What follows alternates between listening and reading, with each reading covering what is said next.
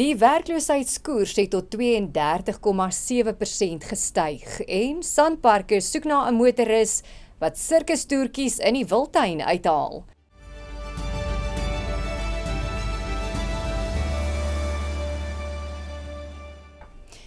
Goeiemiddag, dis tyd vir die Pretoria FM visuele nuusbulletin in Afrikaans op hierdie Dinsdag die 12de Mei. Ek is Esmarie Eysel. Statistiek Suid-Afrika sê dat die land se amptelike werkloosheidskoers in die eerste kwartaal van 2026 met 1,3 persentasiepunte gestyg het tot 32,7%.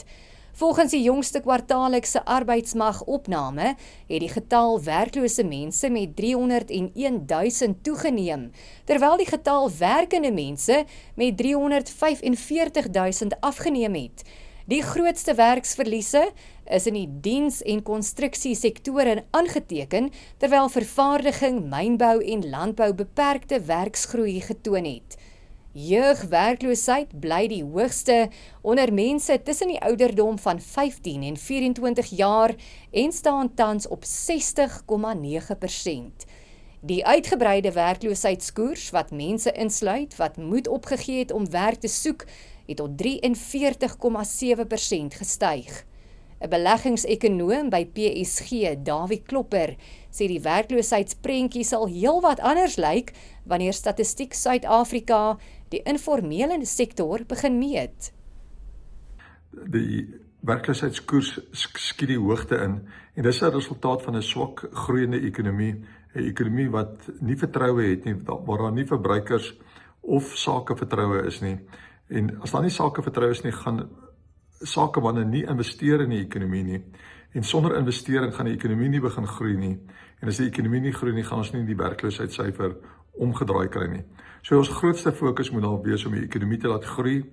Maar daar is daarom 'n ander kant en ons moet sê dit is die informele sektor wat nie op die oomblik behoorlik deur Stats SA gemeet word nie.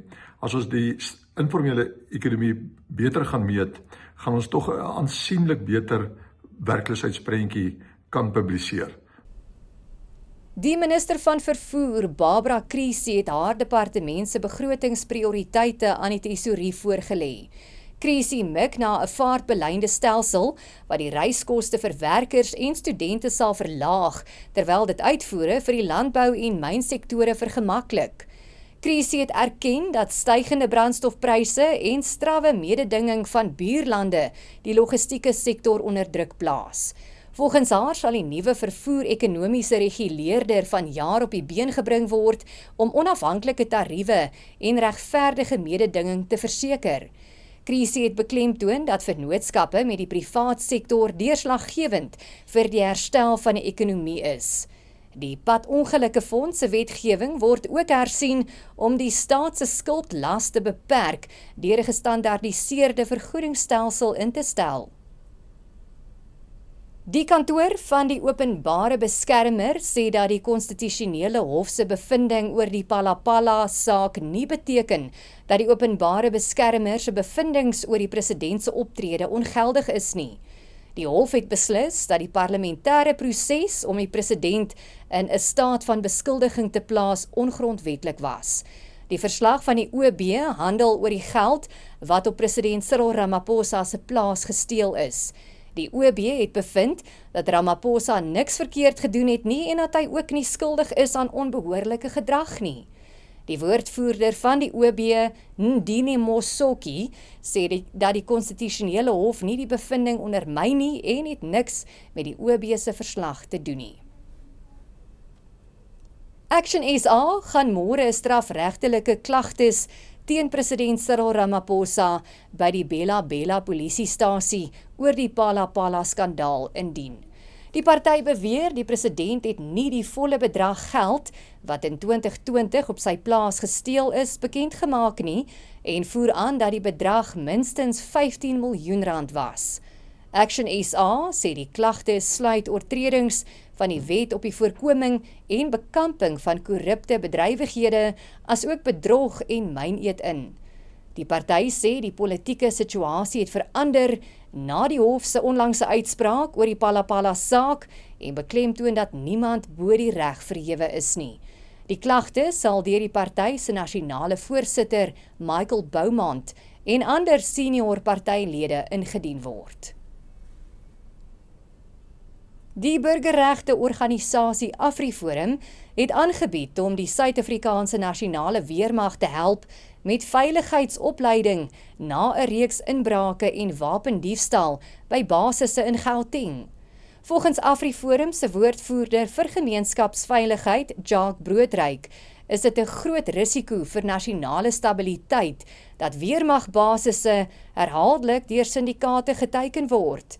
Broodryk sê dat dit onaanvaarbaar is dat buurtwagte beter sekuriteit as strategiese militêre punte toepas.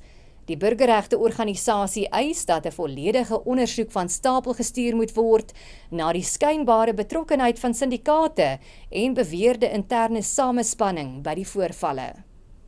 Dit kom na 'n reeks voorvalle waarin daar inbrake en diefstal en rooftogte by militêre basisse en militêre opgaarplekke was. En mense sou verwag dat hierdie basiese sekuriteitsbeginsels alreeds in plek sou gewees het, maar duidelik is dit nie. En daarom het AfriForum nou 'n hand van hulp aangebied. Die Suid-Afrikaanse nasionale parke is op soek na 'n individu wat glo roekeloos en onwettig opgetree het in die nasionale Krugerwildtuin, nadat 'n video op sosiale media versprei is.